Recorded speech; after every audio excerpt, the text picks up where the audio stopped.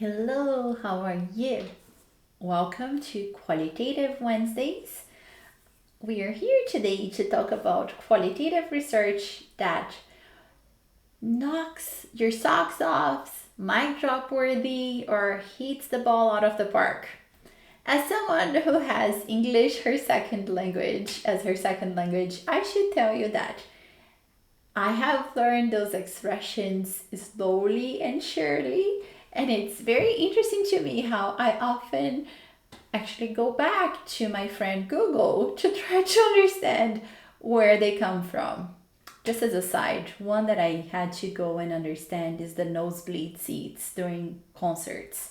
If you have never heard that expression, and if you're also like me, English is your second language, a nosebleed seat means that you are at a concert one day again before COVID and you bought a seat, you were really up there very far, and the nosebleed comes from the fact that when you're climbing a mountain, the more altitude you get, oxygen decreases, and that might cause nosebleeds. So just a fun fact for the origin of nosebleeds. Of course, mic drop worthy is like you drop your mic because it's so good that you're like, oh my goodness, look at this research. And today's Qualitative Wednesday is about Megan Lefebvre and her qualitative health research that was showcased in the blog yesterday. If you haven't seen what her work is about, I want you to go and read the blog post. It's really short because Megan recorded a video that she actually explained to us how her research happened. She goes through the process, how the idea came about, and what type of need they were trying to answer to, and also how her research happened, and then how she had all sorts of dissemination opportunities that were incredible. And she does quote our mentor, Maria, and Maria told her and encouraged her to take her show on the road. And Megan did it beautifully. She did such cool things with her research findings that were not your traditional academic manuscript. But in my opinion, when you think about someone's research, and especially with the type of research she did that was participatory, like she had her participants, HIV positive participants who describe themselves as living in chaotic lives, and you have those people engaged in that dissemination phase, I think it's amazing, and I am really proud of Megan and the work she did. And it's one of the reasons why I, without a shame, without hesitance, I did say that I count her research as research that knocked the ball out of the park, and it had an incredible reach in terms of knowledge translation and dissemination. At the end of the day, I think we as researchers, we as health researchers, we want that for our research. And it's not something to be ashamed or embarrassed to admit. I think we are sometimes because we don't want to sound vain, or we don't want to sound greedy, that we want our research to gain the spotlight and take our show on the road. But who doesn't want that? Because it means like your work, your life's work, your academic work has such an incredible value that you have a captivating audience to listen, to read your results. So for today, because I'm not just going to repeat what Megan shared with us in the blog post, it's the September 22nd blog post. Today is September 23rd, 2020. So yesterday's blog post has the video from her research, has a video Megan recorded for us. And the 3 points that I'm going to raise here are simply the ones that I feel that made a bigger difference in terms of Megan having a research that knocked the ball out of the park. So the first thing is her question came from a clinical need. Her research question, her qualitative health research, stemmed from an observation and something that was boggling clinicians, and they were not getting their answers through quantitative methods. And that was, they didn't know why and for what reason some patients who were homeless, who had addictions, who were prostitutes, had what they, as participants, described themselves as chaotic lives.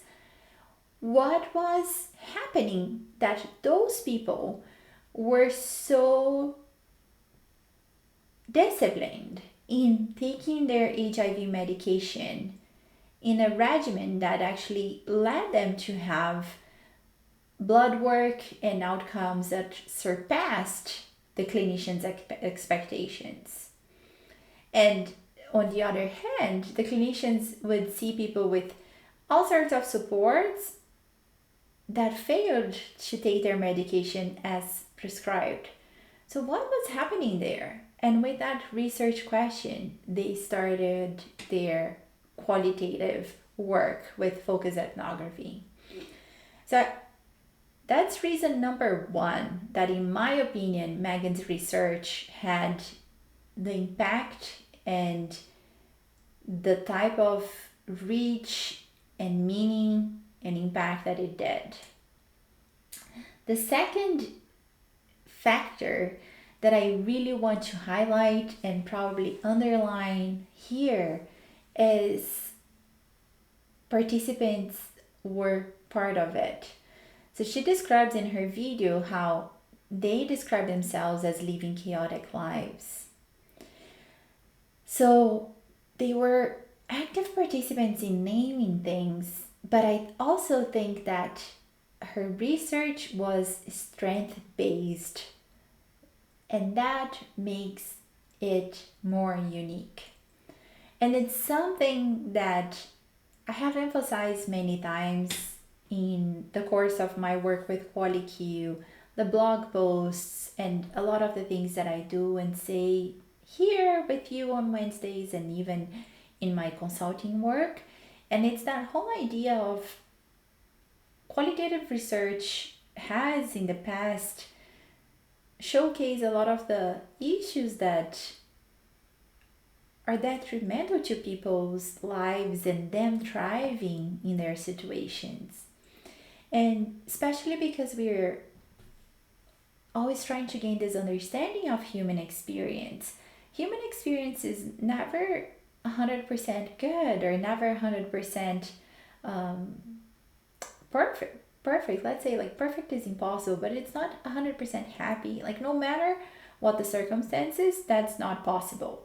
Yet, because we often work with populations that are in unique circumstances or that may be going through additional challenges, it's kind of like an easy way to go about it is to emphasizing barriers and challengings and getting more writing around that piece rather than the piece that talks about resilience, hope, what were the factors that led some people to thrive despite their circumstances. And that's one of the things that I think are unique about Megan's research, is that she showcased the strength, the resilience, the need for control, and how that was huge for people living with or in chaotic lives. It is more strength-based than many of the studies you'll be in the HIV area, and I think it makes it special, and I think it drove a lot of attention to her work because of that reason. So that's wrapping up the reason number 2. Reason number 3 is a kind of like a double-edged sword. And I think one of the reasons why Megan was extremely successful was the fact that she was really adaptable. She heard her participants, she was attuned to her research settings. So if you watch the video is about 10 minutes long. You will see towards the end she talks about rapid research assessment. So she threw these pizza parties where people came to watch the video the participants had made. And she sat at the back and waited for people to come and be interviewed, but they didn't. And she realized that all these conversations were happening around the room and she was missing them. So she started navigating that room and collecting data on the go. And that adaptability is huge and is necessary in projects where you are involving participants more actively. We need to be prepared for changes that will happen on the spot, that will not be necessarily anticipated or planned. Why did I say it's a double-edged sword? Because it's also one of the reasons that you as a health researcher, the more adaptable you are, the more you might struggle when you have to write and publish that work. Because when you look at the qualiq, for example, checklist, or what you need to check to please your reviewers or to describe, to actually meet reviewers and readers' criteria, with those rapid changes that you make, you may have kind of something to give or something that you might lose when it comes to the possibilities for publication. The number of journals that will accept that will be open to those methods that seemed more on the fly and less planned is more limited.